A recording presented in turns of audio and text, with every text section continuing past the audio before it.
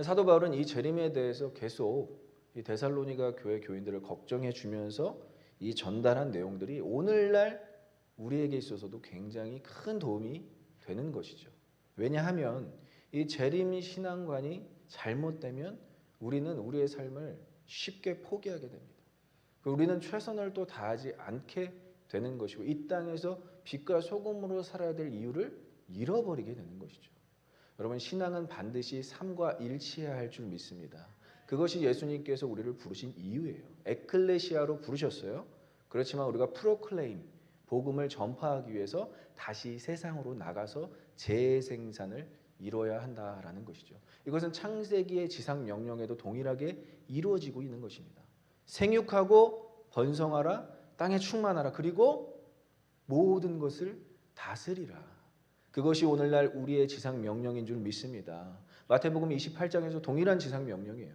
모든 족속으로 제자를 삼아 아버지와 아들과 성령의 이름으로 세례를 주고, 그렇게 말씀하신 것이 오늘 우리가 살아가는 방식이 되어야 한다라는 것이죠.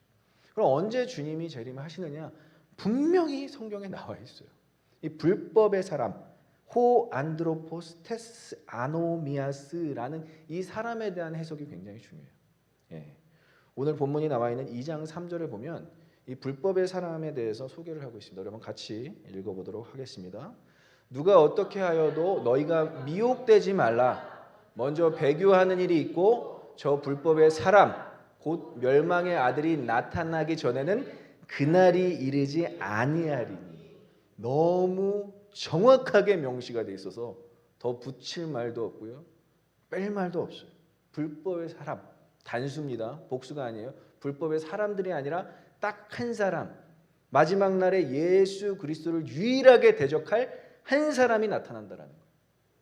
근데 이것을 사도 요한도 역시 요한일서 2장 13절에서 이렇게 이야기했습니다. 한번 같이 읽어보겠습니다. 아비들아, 내가 너희에게 쓰는 것은 너희가 태초부터 계신 이를 알았음이요, 청년들아, 내가 너희에게 쓰는 것은 너희가 악한 자를 이기었음이라. 믿으십니까? 태초부터 계신 이를 알았다라는 것, 하나님을 우리가 알았다라는 거예요. 예수 그리스도 말씀이 육신이 되어 이 땅 가운데 오신 그분을 우리가 알았다라는 것이고, 두 세대가 나오죠. 아비 세대, 그리고 그 다음 세대 청년 세대는 이제 마지막 날 재림을 대비하기 위해서 악한 자, 그 불법의 사람으로 오는 자를 이기었다라고 선포하는 내용이 요한일서 2장 13절이에요. 그래서 마지막 시대의 사단의 최종 무기, 영웅이죠. 어떻게 보면 세상을 통치하는 한 사람이 되겠죠. 영과 육을 결합한 신적 능력을 보유한 그 불법의 사람이 나타나기 전에는 이 재림의 날이 일어나지 않는다는, 전 세계를 다 지배할 수 있는 그 한 사람이 나타나기 전에는. 근데 너무나 감사한 것은 다시 한번 2장 3절을 띄워주시면 이 불법의 사람, 뭐라고 얘기하죠? 이 불법의 사람, 즉 곧 멸망의 아들, 멸망의 아들. 이 멸망의 아들이라는 이 단어가 멸망하는 사람이 아닙니다, 여러분. 멸망케 하는 사람이 아니라 본인 스스로가 멸망하게 된다라는 거예요. 이미 그 명칭을 달고 불법의 사람으로 나타나는 사람, 하나님이 이미 그 사람의 운명을 정해놓으셨다라는 거예요. 멸망할 수 있도록. 그러니까 두려워하지 말아도 된다라는 거예요. 두려워하지 않아도 된다라는 것을 의미하고 있어요. 이미 이긴 싸움이라는 거예요. 그래서 주님께서 십자가에서 테텔레스타이, 다 이루었다, 다 이겼다. 이제 우리는 하나님 나라를 누리기만 하면 된다. 그러니까 멸망으로 정해진 자에 대해서 여러분 추궁할 필요가 없어요. 알려고 노력할 필요가 없습니다. 그 사람이 어떠한 사람이지? 러시아의 푸틴인가? 중국의 시진핑인가? 이렇게 논할 필요가 없다라는 거예요. 추궁할 필요가 어차피 그 사람의 결과는 멸망이라는 거예요. 지옥이라는 거예요. 그러니까 죄된 육신과 악한 영에 결합되어서 어떠한 사람이 불법의 사람이 될지 그것을 우리가 탐구하고 연구하고 노력하기보다는 성도는 성화된 육신과 성령의 결합을 더욱더 추구해야 한다라는 것을 사도 바울은 강조하고 있는 것입니다. 여러분, 불법의 사람을 연구하는데 우리의 신앙과 우리의 믿음을 다 허비하시겠습니까? 아니면 오늘도 성령 충만으로 하루를 기쁘게 살아내시겠습니까? 주 안에서 기뻐해야 된다면서요. 예전에 한 3년 전인가 우리 성주 형제가 주 안에서 기뻐 기뻐 기뻐 이거 안무도 만들었죠. 왜 그거 안 해요? 기뻐하십시오, 여러분. 주 안에서 기뻐해야 될 줄 믿습니다.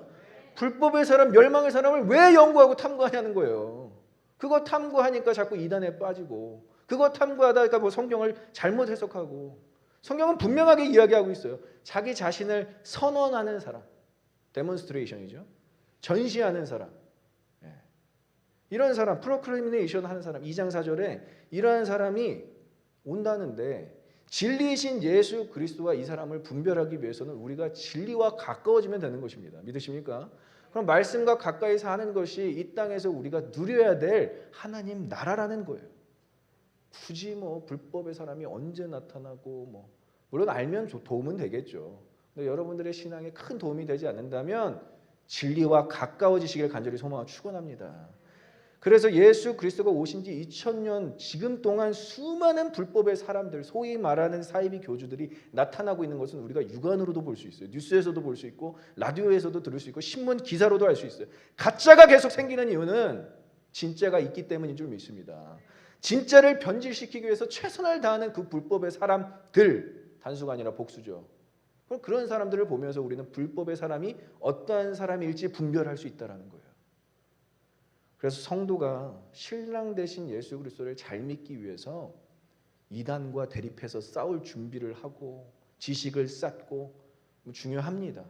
근데 여러분, 신부는요, 신랑에 대해서 더 잘 알면 돼요. 하나님의 말씀인 연애 편지, 우리의 연애 편지잖아요.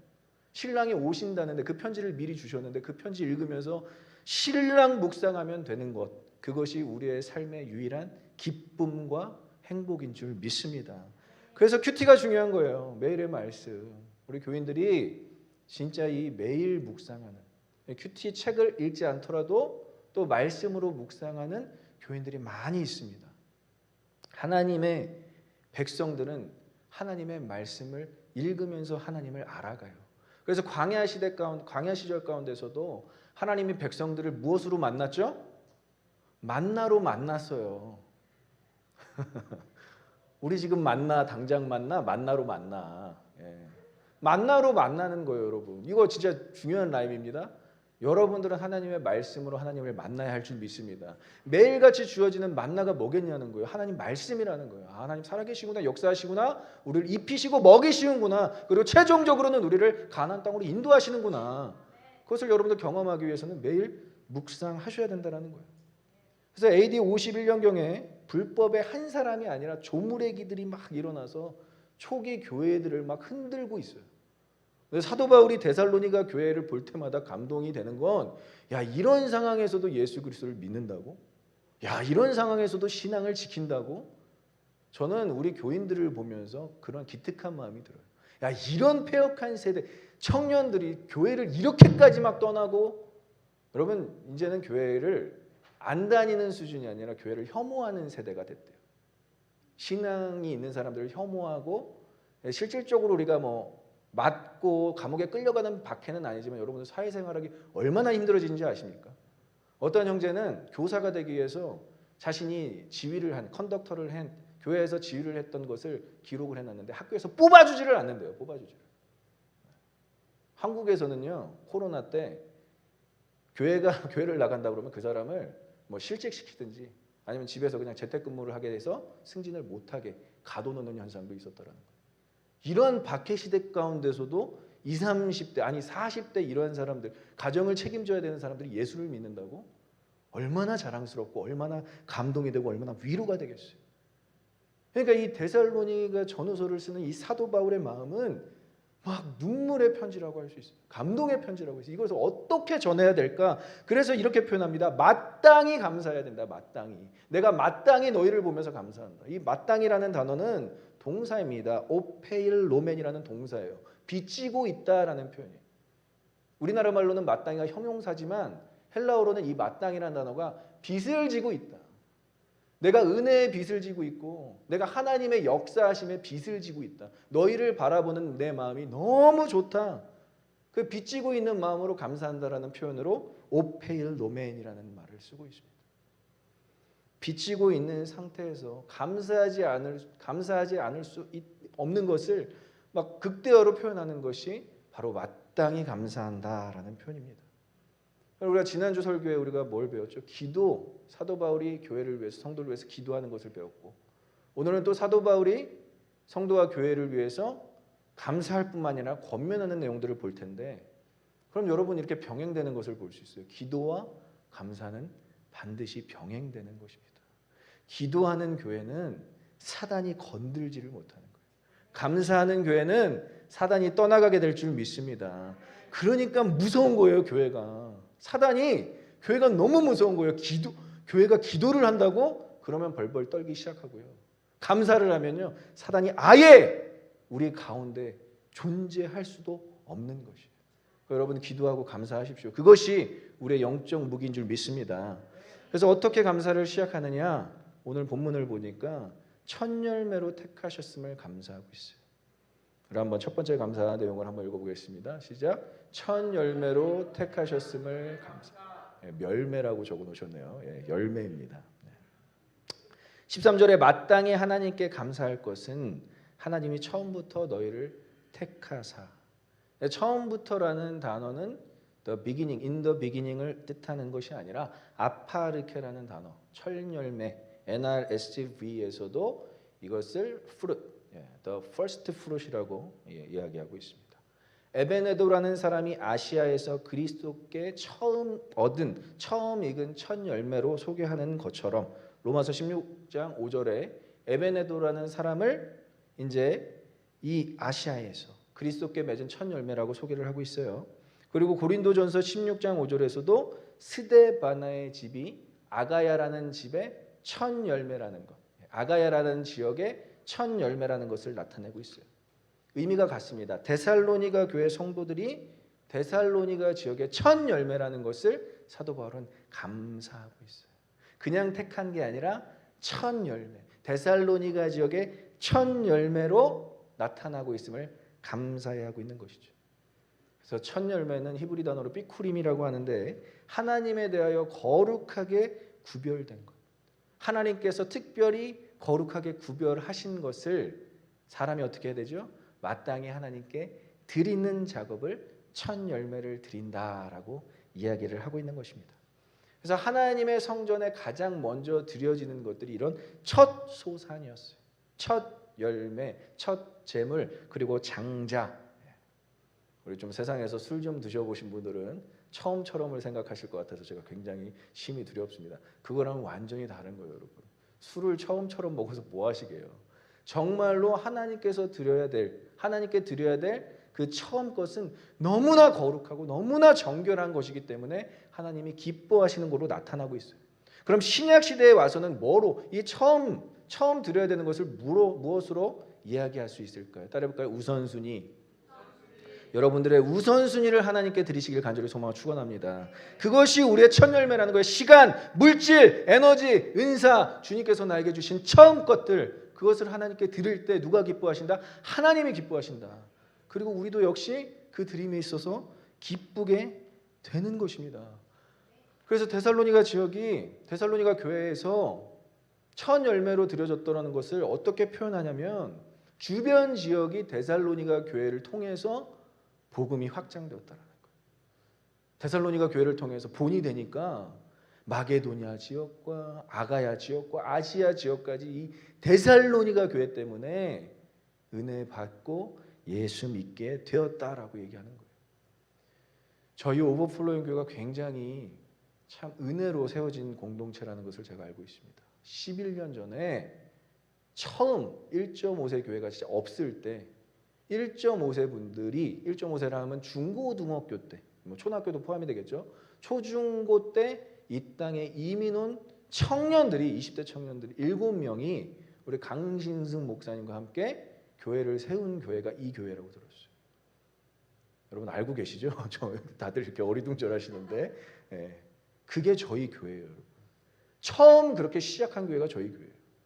그래서 첫 열매로 그것을 드리면서 지금까지 이어온 것이 11년이 지난 거예요. 우리가 어떻게 드렸죠? 예배에 목숨 걸었고요. 기도를 뜨겁게 했고요. 그 다음에 복음을 배우고 전하고 살아내는 공동체로 지금까지도 드려지고 있으니까 하나님이 기뻐하시는 교회가 된 줄 믿습니다. 이 교회로서 여러분들 자부심이 있어야 돼요. 1.5세 교회로서는 여러분 첫 열매라는 걸 아셔야 돼요. 그럼 이 첫 열매로서 여러분 우리가 여기에만 머무르겠습니까? LA 지역도 그렇고 오렌지 카운티 지역도 그렇고 아니 미국 전역에 우리의 영향력을 나타내야 될 시기가 왔다라. 일어나라 빛을 발하라. 이는 주의 영광이 내 위에 임하였음이니라고 말씀하시잖아요. 하나님께서 여러분들을 반드시 빛나게 하실 줄 믿습니다. 성재형제 자꾸 지적하지 마시고요. 왜 저렇게 당연히 우리는 모두 다 그리스도 안에서 빛나야 하는 존재인 줄 믿습니다. 그렇게 여러분들을 드러내실 거예요. 하나님께서 반드시 어떠한 모양으로든 여러분들 자부심을 가지십시오. 그럼 옆 사람에게 인사하겠습니다. 당신은 첫 열매입니다. 당신은 이 교회의 첫 열매이십니다. 자, 그래서 데살로니가 전후서는 이 데살로니가 교회를 향한 뜨거운 마음을 전달하고 있다는 거예요. 그 첫 열매라는 그 택하심에 감사하는 그 뜨거움을 전달하고 있다는 거예요. 두 번째 감사 한번 따라해보겠습니다. 성령으로 거룩하게 하심에 감사. 자, 성령으로 거룩하게 하시는 거예요. 자발적인 변화, 회심이 아니라 자력으로 이루는 변화와 회심이 아니라 성령을 통한 전인격적인 변화를 의미하고 있어요. 그럼 이것은 무엇이라고 얘기할 수 있죠? 성화를 의미하는 것입니다.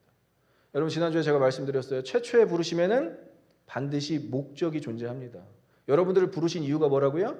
거룩하게 하시려고 부르셨어요. 그게 부르심의 목적이에요.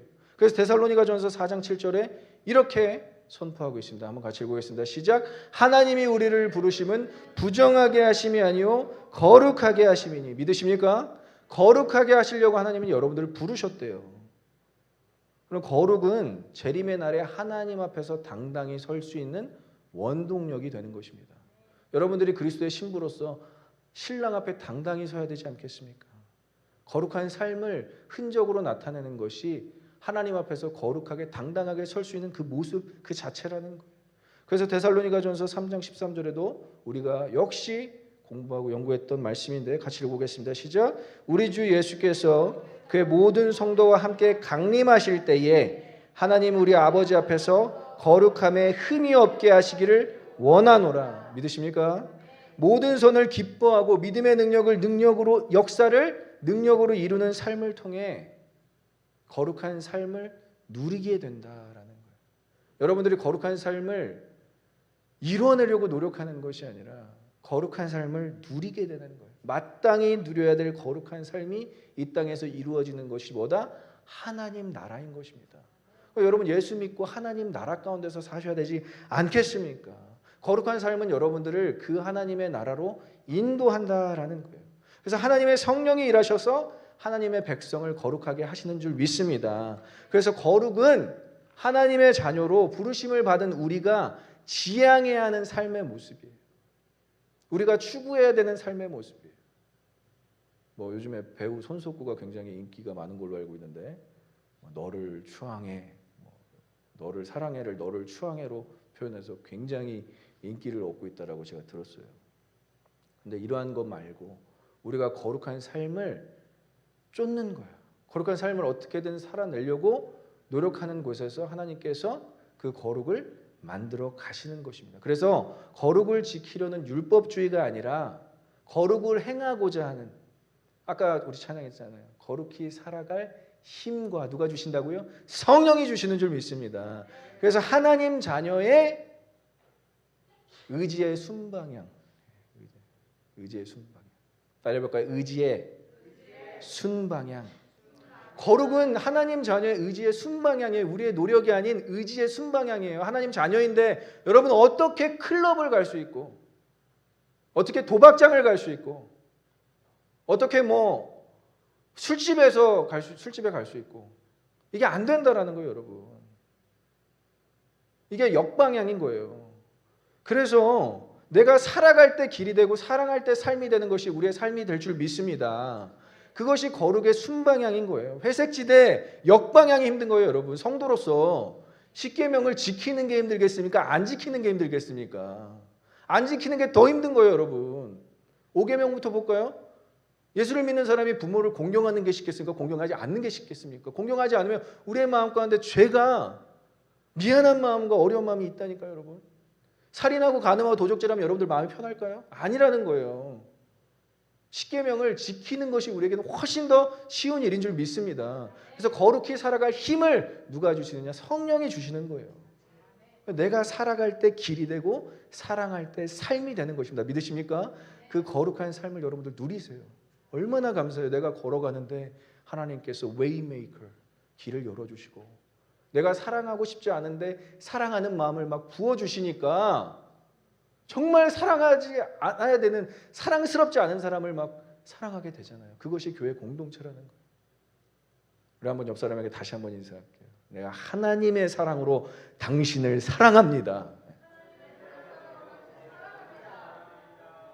다른 사랑으로 사랑하면 여러분 번아웃 된다니까요. 지친다니까, 힘든다니까요. 하나님의 사랑으로 사랑하셔야 될 줄 믿습니다. 그게 우리의 거룩한 삶을 실현하는 거예요. 자, 세 번째 감사 따라보겠습니다. 진리를 믿게 하심에 감사. 진리를 믿는다는 것과 진리를 믿지 않는 멸망의 자들을 의도적으로 비교하고 있어요. 자, 데살로니가 후서 2장 12절 한번 같이 읽어보겠습니다. 시작. 진리를 믿지 않고 불의를 좋아하는 모든 자들로 하여금 심판을 받게 하려 하심이라. 아멘. 아멘. 진리를 믿지 않는 자들을 일부러 2장 12절 가운데에서 나타내고 그 다음에 진리를 믿는다는 것을 강조하고 있어요. 의도적으로. 자, 진리는 다른 것이 아니라 복음의 진리이고요. 이 진리는 예수 그리스도 그 자체이십니다. 그래서 요한복음 14장 4절에 예수께서 이르시되 내가 곧 길이요 진리요 생명이니 나로 말미암지 않고는 아버지께로 올 자가 없느니라 라고 이야기하고 있어요. 예수님이 우리의 진리이신 줄 믿습니다. 그래서 진리를 믿는다는 것은 예수 그리스도와 그가 선포하신 복음을 믿는다는 것이고요. 진리를 믿는다는 것은 진리의 실체이신 예수 그리스도 그 자체를 믿는다는 것이에요. 말씀이 육신이 되어 이 땅 가운데 오심의 은혜와 진리가 충만하더라. 믿으십니까? 은혜와 진리가 충만하기 위해서 예수 그리스도를 믿는 것이죠. 그리고 진리를 믿는 것은 지식적인 차원에서만 머무는 것이 아니라 총체적인 삶 가운데서 이 진리의 말씀이 드러나게 되는 거예요. 여러분들의 믿음이 실현되는 거예요. 믿음은 바라는 것들의 실체요, 보이지 않는 것들의 증거라고 하셨습니다. 여러분들의 믿음으로부터 반드시 진리가 드러나게 될 줄 믿습니다. 그래서 이 세 가지 기억하시죠? 첫 열매로 택하심과 또 뭐죠? 성령으로 거룩하게 하심과 진리를 믿게 하심으로 어디에 이른다? 구원에 이르렀다라고 이야기를 하는 것입니다. 여러분들은 그냥 구원받지 않았어요. 나는 그냥 구원받았어. 난 예수 믿어서. 그게 아니라 하나님이 여러분을 택하신 줄 믿습니다. 성령으로 거룩하게 만들고 계신 줄 믿습니다. 그리고 진리를 알게 하시고 계신 줄 믿습니다. 그것을 통해서 여러분들의 구원을 이루고 계신다라는 거예요. 난 구원받았으니까 끝! 이게 아니라 지금도 살아계시고 역사하시고 일하시는 하나님이 여러분들을 성령으로 거룩하게 만드시고요. 여러분들을 진리를 알게 하시기 위해서 공동체를 허락하여 주시고 예배를 허락하셨다라는 것이죠. 그래서 오늘 말씀 본문 13절과 14절에 이렇게 정의를 하고 있어요. 이 모든 이 세 가지로 구원을 받게 하심이니 이를 위하여 우리의 복음으로 너희를 부르사, 에클레시아죠, 우리 주 예수 그리스도의 영광을 얻게 하려 하심이라. 아까 우리 전사님이 찬양인도 후에 그렇게 기도했잖아요. 하나님의 영광을 우리에게 얻게 하셨다라는 거예요. 왜? 하나님의 자녀들이니까. 예수 그리스도의 신부이시니까 그 영광을 우리에게 거저 주신 줄 믿습니다. 그래서 감사의 내용은 세 가지예요. 첫 열매로 택하심, 성령으로 거룩해 하심, 진리를 믿게 하심. 이 세 가지를 꼭 기억하셔서 구원을 이루시길 간절히 소망하고 축원합니다. 근데 바울이 여기서 감사로만 끝나는 것이 아니라, 칭찬으로만 끝나는 것이 아니라, 거기에만 집중하는 것이 아니라 구원에 있어서 성도의 노력이 있다, 노력이 필요하다라고 권면하고 있습니다. 그래서 여러분 꼭 기억하셔야 돼요. 그러니까 사도 바울은 칭찬만 하는 것이 아니에요. 재림에 대해서 정리도 하시고 재림에 대해서 해석도 했지만 칭찬만 하는 것이 아니라 칭찬과 잔소리가 병행되는 것입니다. 여러분 진짜 사랑하면요, 칭찬하고 사랑의 언어로만 다가가지 않아요. 그에 따른 인스트럭션이 나가는 거예요. 잔소리도 때로는 나가는 거예요. 바울의 권면의 내용 두 가지입니다. 딱 15절에 나타나고 있어요. 그러면 같이 읽어보겠습니다. 시작. 그러므로 형제들아 굳건하게 서서 말로나 우리의 편지로 가르침을 받은 전통을 지키라. 아멘. 두 가지입니다.